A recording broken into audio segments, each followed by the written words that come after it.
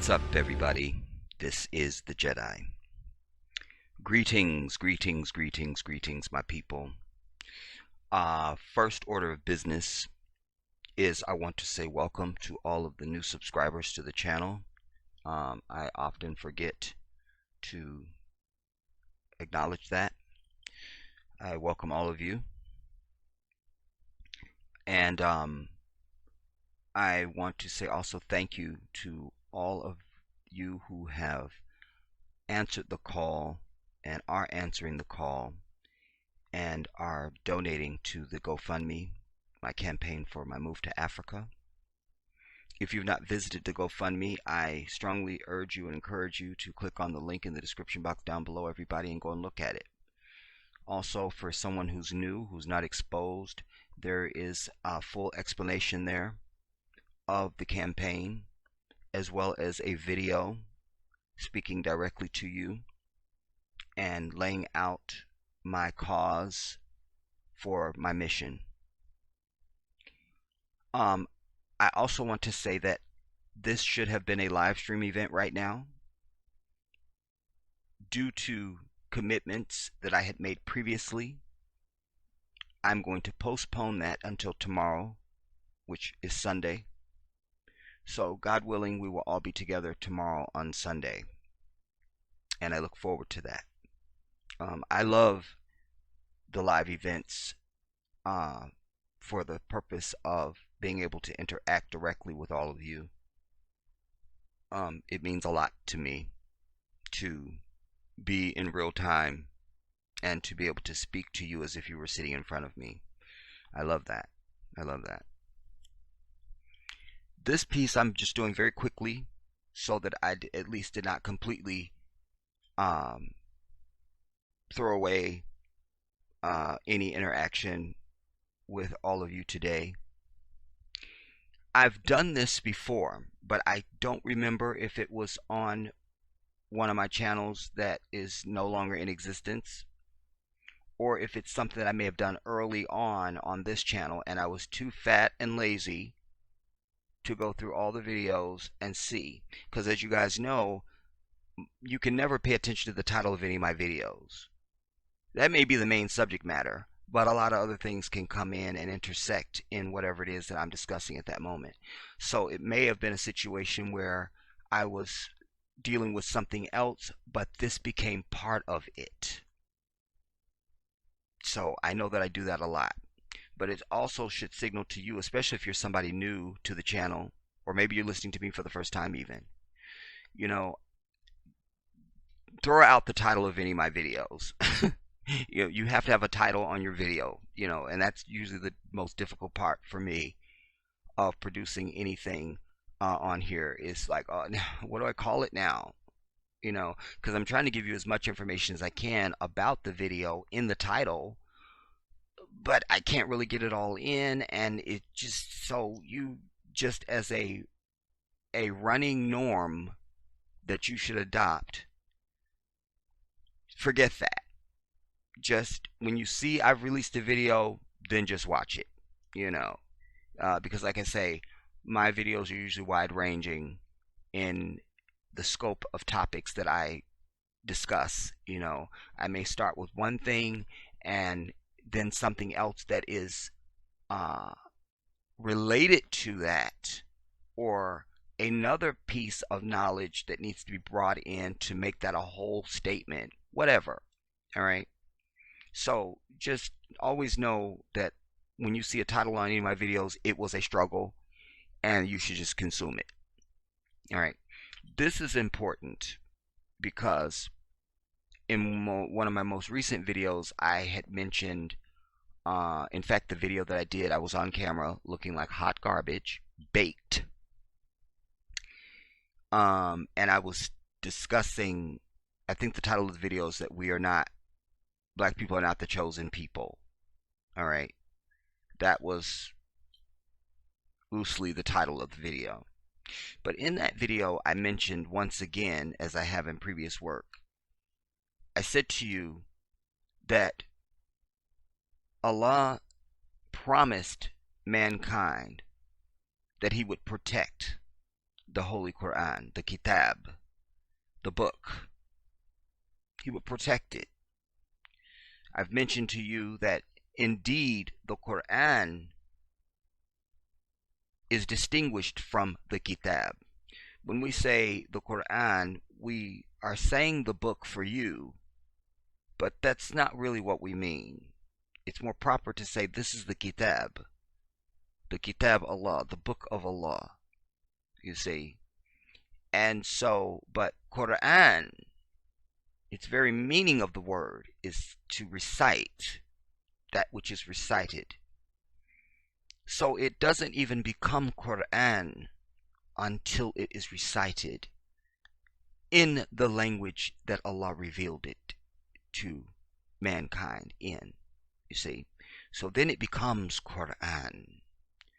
But the physical book that you can hold in your hand is known as the Kitab. The Kitab. Alright? We treat this Kitab, the physical book, with the highest respect. Though it is not yet Quran, although the language is printed there on the pages. In fact, it's even improper to throw away into the trash can anything that has Quranic writing on it. You can have something written in Arabic all day, you can throw that in the trash. But if it is Quranic writing, anything from the Quran, the Kitab, it must be burned. It must be burned. You cannot throw it in the trash. Alright? We also wash our hands before we touch this book. And it is proper to display it in the highest place in your home, you see. So that if you have something on a shelf or something like that, nothing should be higher than the Quran. Alright? Or the Kitab. Something else I wanted to mention too, before I go on, that I'm aware that I've not made distinctions for you in the past. When we say Allah, a lot of times as Muslims we will say to non-Muslims, we'll say, well, Allah is just the Arabic word for God. We're just dumbing it down for you. You know, just to make it palatable so you can swallow it. But that's not correct. I need you to hear this. Because in Christianity, and indeed anything outside of Islam, you have some word that you use to infer the divine, the creator of the heavens and the earth. They're all wrong. Now, specifically, let's deal with Christianity and English. Christians make the distinction of big G and little g. Alright? And by the way, from a standpoint of etymology, that whole concept is wrong, because there is no G in the Hebrew language. There's no G in Hebrew, Aramaic, or Arabic. So, just from a standpoint of etymology, it's wrong, and grammatically, it's wrong. Linguistically, it's wrong. But that's a little separate and apart from what I want to deal with right now. So, I digress. So, Christians make this distinction of big G and little g. But now, in the English language, when you start a new sentence after a period, you begin with what? A capital letter. So if the writer is referring to the little g, whatever that means, and they're starting a new sentence and using a capital G, what just happened? What just happened? How does the reader then know you meant little g?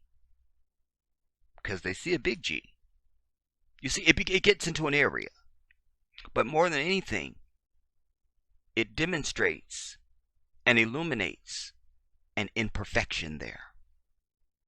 This is why the name that Allah has given us for Himself, Allah, is perfect. Because in the Arabic language, we have another word for God that is the equivalent of all of your descriptions.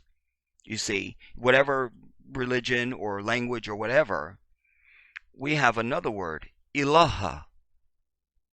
Ilaha is the word for God. So when we say Allah, we're talking about the only one worthy of worship and praise and glory. That there's nothing else equal with that. So when we say La ilaha illallah, that translates to there is no God but Allah. La ilaha illallah. La ilaha illallah, I'm sorry. La ilaha illallah. I'll say it again. La ilaha illallah. There is no God worthy of worship except Allah. You see? And Allah is the perfect name for the divine, as He has said to us. Because it can't be feminized, it can't be masculinized, it can't be pluraled, it can't be anything. It's Allah. It stands alone above everything else. All other words, all other language, all other concept, all other everything. You see? So we would have no issue with identifying what it is we mean. And the reader is not left with any question. Because if we're just talking about the concept of God, or identifying something or someone known as a God, or being worshipped or identified, we just say ilaha. So it's meaningless. But when we say Allah, we are talking about the one, the all-knowing, the self-subsisting, the only eternal absolute. Allah. Alright? So, you can be the smartest person in the room the next time you're someplace and you hear somebody talking about Muslims using the word Allah,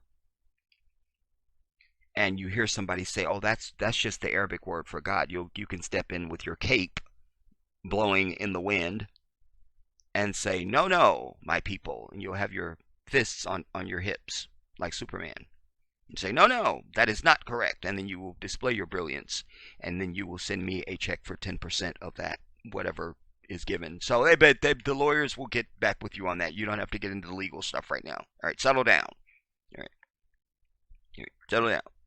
Now, so I mentioned in this video, when I was talking about us not being the chosen people, I mentioned once again that Allah said He would protect this book. And I just illustrated to you how we treat the actual book itself. All right. Here now, in this video, you have a cat. And they're doing an experiment.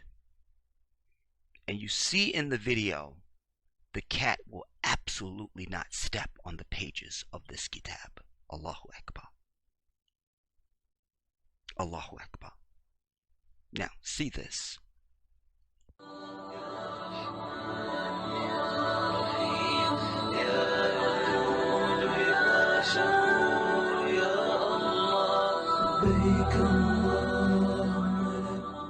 Now he just pulls the Quran away and he puts a different book there.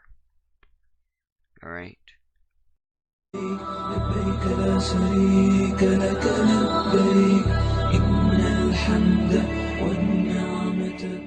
You see, the cat's just stepping all over it.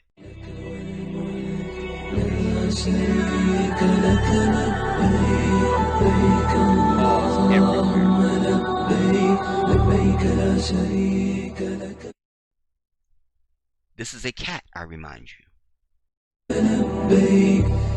Now he brings in Kitab Allah.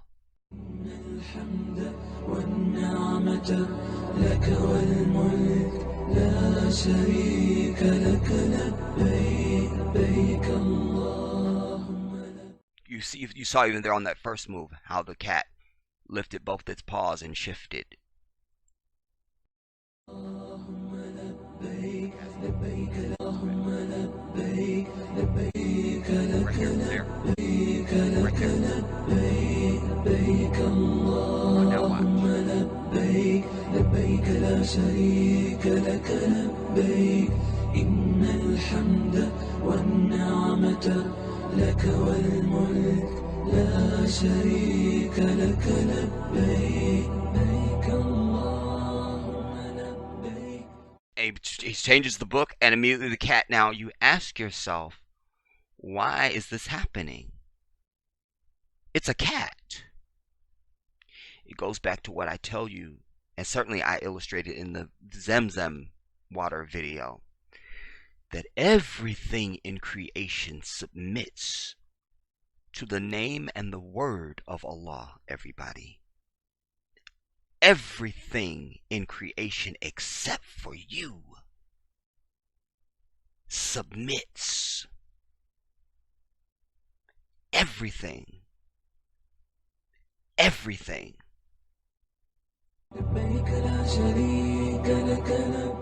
It's in them, you see? So you saw he was just stepping all over the other book, but the moment he puts the Quran there, you ask yourself, does the cat know this is the Quran? Is the cat secretly shuttling off at night and reading pages from the Quran? I mean, what's going on? You see? No. But you see, Allah is in command of all of His creatures and all of existence. He's given you free will. So you can step on it, you can do whatever. Yeah, I'll just step on Quran, I'll do it. But you understand, this cat doesn't have a choice. Because everything submits except for mankind. So it is just installed in this cat. Allah's protection is being illustrated directly in front of your eyes. This is a miracle. This is a miracle. You understand? Happening in front of you. Let's take it back and go on.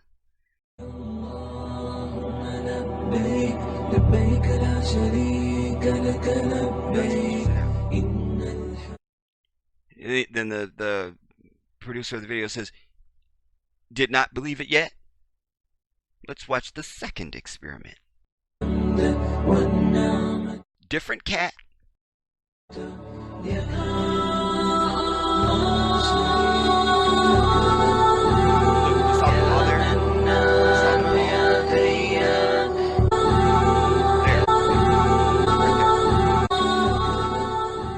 saw that?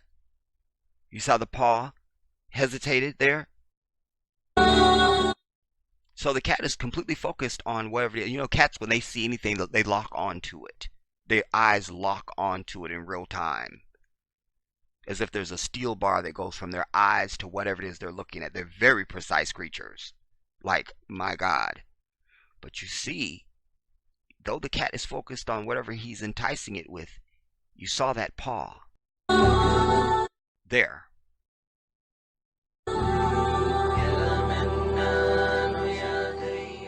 So you say, how is the cat aware of the book and this thing at the same time? You're seeing the hand of your maker right there in your face, everybody. This is very powerful. This is very powerful.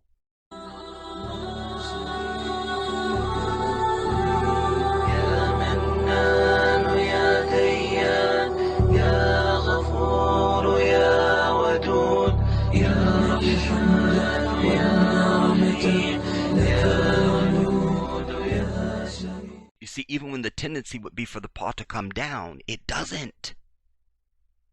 It doesn't.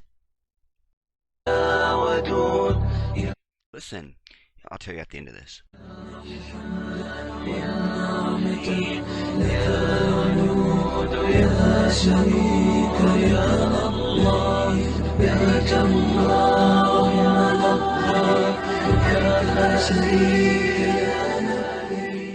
Different book now.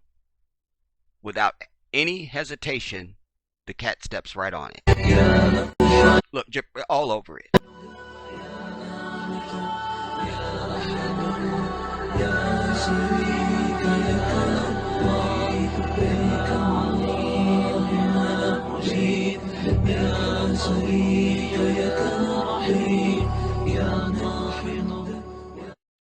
Yes, and do share this video. You know, this is very powerful. It's very powerful. It's very powerful, you know, because it shows you the innocence and the submission of Allah's creatures, you know. And for me, and any of those who would reflect, it says to me, it's an inspiration. You know, I would hope that even if I weren't Muslim, that I would see this and go, if a cat can do that, here I am with a brain and all this knowledge and free will. Why am I not submitting? Why am I not making even the smallest effort to submit or find out what it is that the Creator would want me to be doing and saying about anything at any time for any reason? You know, we were at a friend's house several years ago, and one of my friends, Jackie, has this little boy who, he's the cutest thing, but bad as anything that ever existed on the planet. And he knows how to use his crying and his yelling to get, and his cuteness to get what he wants, and it sends me straight into the psych ward. That's something else. All right. But we were just gonna put some food on the grill and, you know, have a great time and all those things. And he was acting out. And oh my God, it was ruining everything. And then my friend Kim grabbed him. I said, no, let me have him. Let me have him. Let me have him. And he's throwing his head back. You know how they do that? Throw the head back so that you can't really hold them thing. And he's doing it all.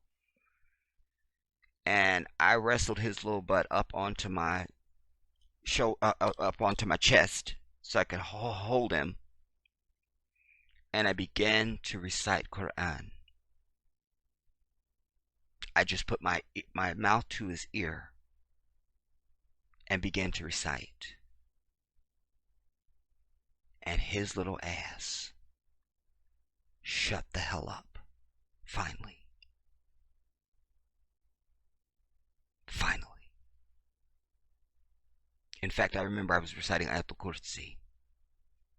أعوذ بالله من الشيطان الرجيم بسم الله الرحمن الرحيم الله لا إله إلا هو الحي القيوم لا تأخذه سنة ولا نوم له ما في السماوات وما في الأرض من ذا الذي يشفع عنده إلا بإذنه يعلم ما بين أيديهم وما خلفهم ولا يحيطون بشيء من علمه إلا بما شاء وسع كرسيه السماوات والأرض ولا يؤوده حفظهما وهو العلي العظيم. Sadaqallahu Azim. That's all I was chanting. And he shut the hell up. And everybody's like, what did you do? I was like, he's fine. He's fine. He's fine. He's fine. Because I know that there is still the angelic spirit that is there. When children are small, we're the parents and the family, and but Allah is in absolute command. He is their protection, their ultimate protection. Things are happening with them spiritually that we cannot see. We can't see it. We can't experience it. It's there. It's there. And so he is conditioned to hear this. It is familiar to his little soul. He doesn't know it. He's too little. But I know it. And so when he hears this, everything must leave him. And he must be in that state of submission. Give you one more example. You'll remember that when I brought you the video of animals submitting to the name of Allah, and I was telling you about how when we slaughter animals, there's a whole way that it's ordained that we slaughter animals, etc., etc. And I showed you that the brothers were bringing out these little goats, and they're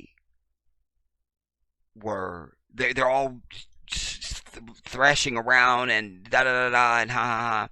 But the moment the brother begins to say Bismillah, Allahu Akbar, Bismillah, that you can see the animal become so sedate. They just lay out like, yeah, just kill me now, I'm good. I even showed you it with a chicken. You see?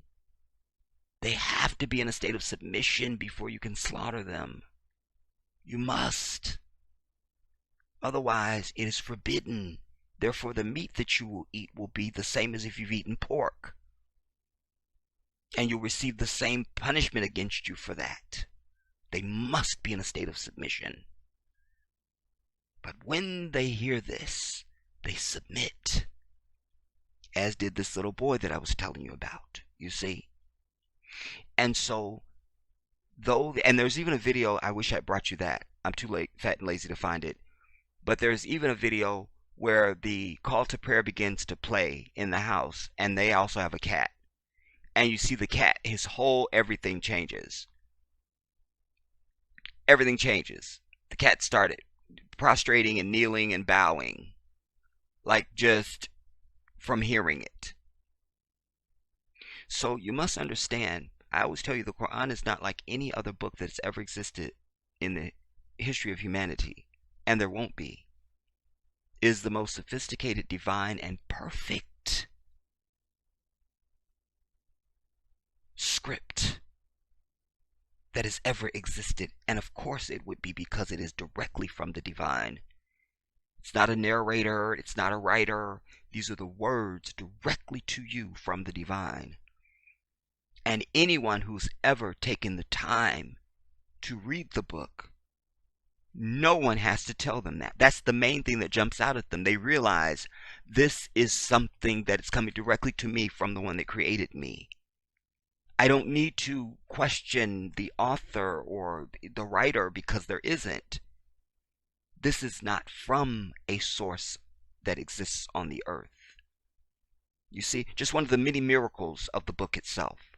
And I also have laid out for you in previous work how engineers and mathematicians and so forth have gone over it. Just even its physical layout is mind-boggling. Just physically how it's laid out.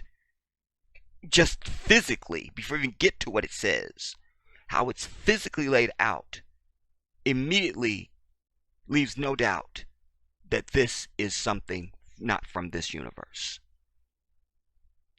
Didn't come from here. Did not come from here. You see? So, this is what's taking place in this video when we see this cat, or these cats, I should say. What we're seeing is submission.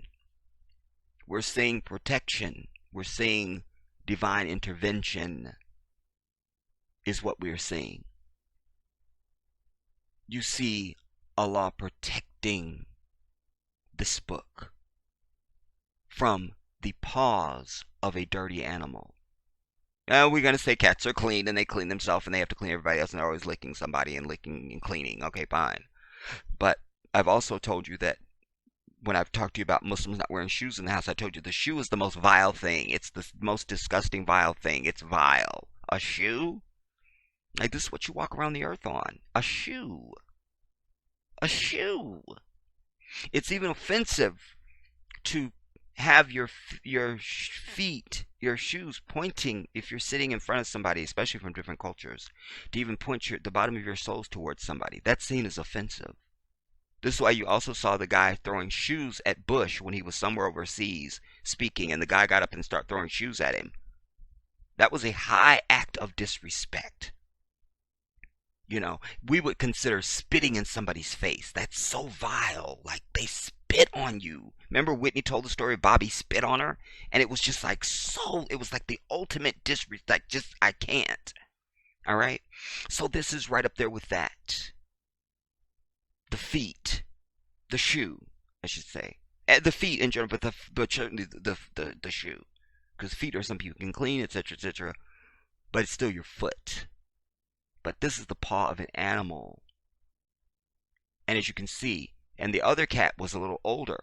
This is just more of a kitten, this one. You see, this one back here is a larger cat, and it knows everything. All right, you see. But the other one is clearly a kitten.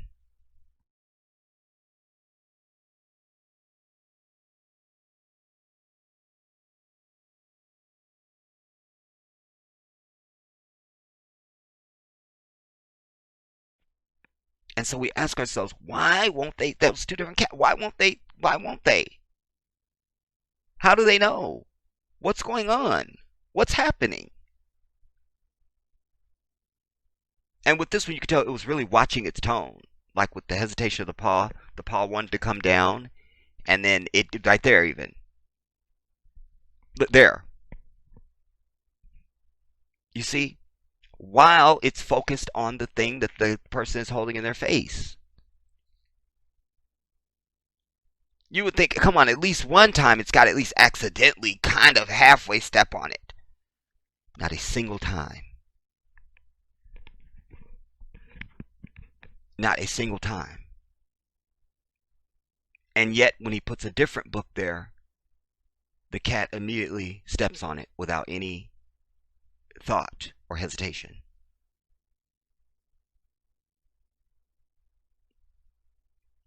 Look.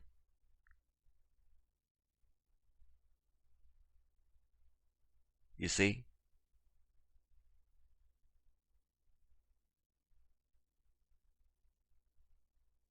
Now, I dare to say, without any evidence to show you, admittedly, we will not see this with this thing known as the Bible. Just wouldn't see it. Because those have authors and writers and so forth, you see. But this kitab, you saw that both these cats, young and old, kitten and full grown, would not so much as lay a paw on this book. Ponder this. Ponder it. Watch this video as many times as you need to. And then ask yourself, what does this mean for me? I'll see you soon.